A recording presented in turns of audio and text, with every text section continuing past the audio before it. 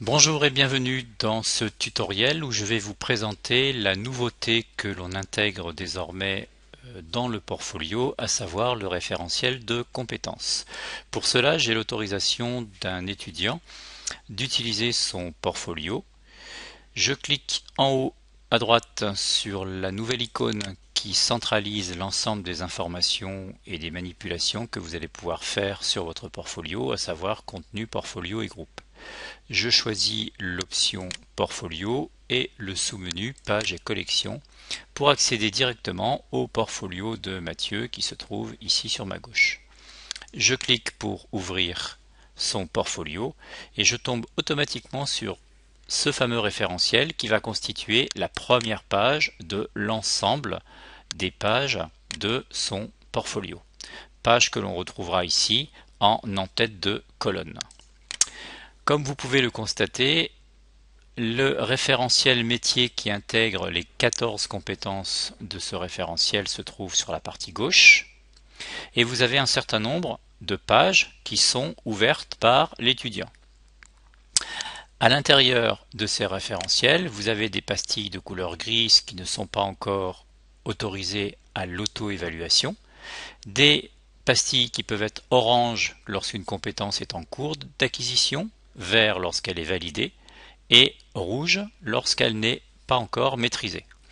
Pour déclarer une compétence à valider, je choisis la compétence en question, ici par exemple coopérer au sein d'une équipe, et j'estime que j'ai, à travers un article qui se trouve dans une formation à transposer sur le terrain, choisi de mettre cette compétence en auto-évaluation. Je clique dessus. Je décide d'écrire que je suis prêt à m'évaluer sur cette compétence et je valide avec enregistrer. Automatiquement, autour de la pastille, vous pouvez remarquer un petit cercle bleu qui m'indique que cette compétence est prête à être auto-évaluée. Lorsque j'ai par exemple rédigé un article ou plusieurs articles autour de cette compétence dans la page en question, une formation à transposer sur le terrain, je clique sur ma pastille et je choisis de dire que je suis par exemple en cours d'acquisition. Je choisis en cours d'acquisition. Je pourrais de la même façon voir l'article par exemple numéro 3 et valider avec enregistrer. Automatiquement, ma compétence apparaît puisque j'ai choisi en cours d'évaluation, en cours d'acquisition, de couleur orangée.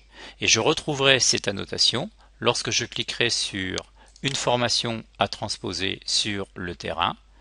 Je retrouverai cette compétence sous forme d'annotation en bas, complètement en bas de mon portfolio.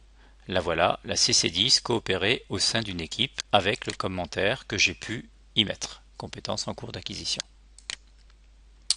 Voilà pour la présentation, j'en suis conscient un peu rapide, de cette nouveauté qui, je l'espère, va permettre à la fois à l'étudiant de s'auto-évaluer, mais également au tuteur d'avoir une vision globale des compétences validées, non validées ou en cours de validation pour son stagiaire. Je vous remercie de votre attention. À bientôt.